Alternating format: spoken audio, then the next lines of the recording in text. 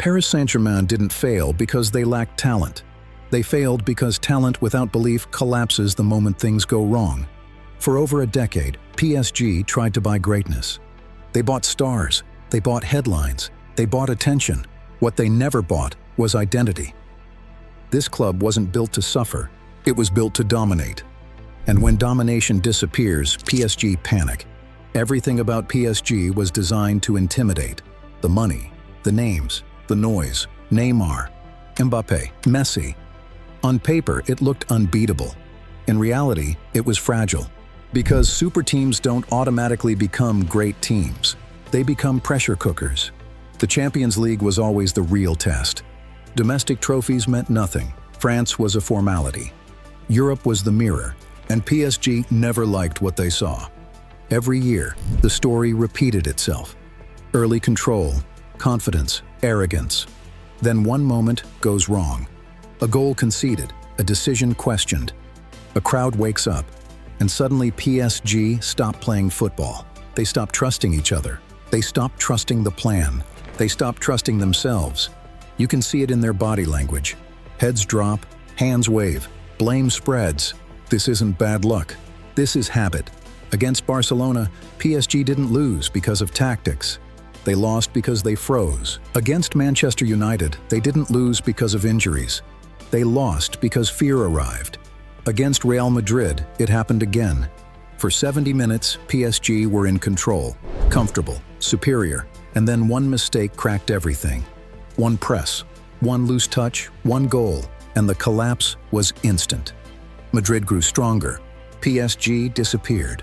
The same players who looked untouchable moments earlier suddenly looked unsure.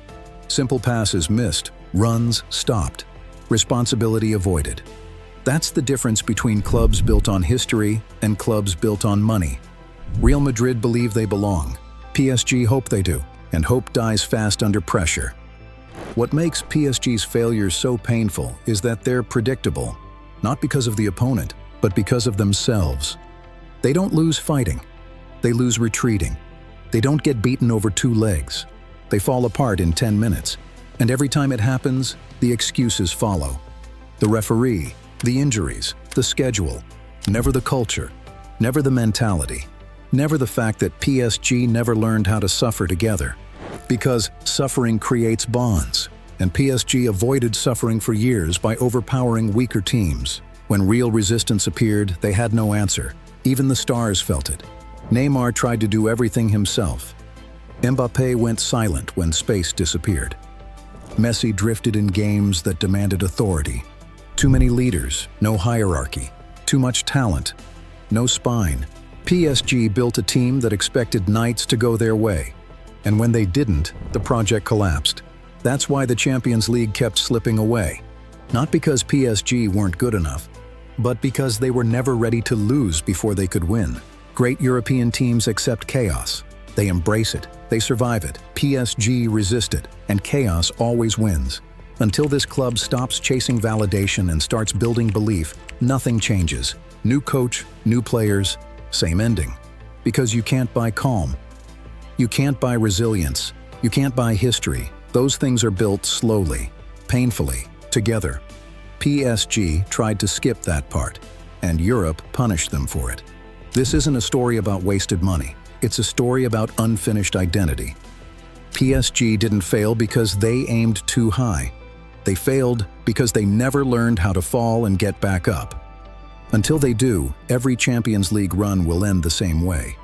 With silence, with disbelief, and with the same question hanging in the air.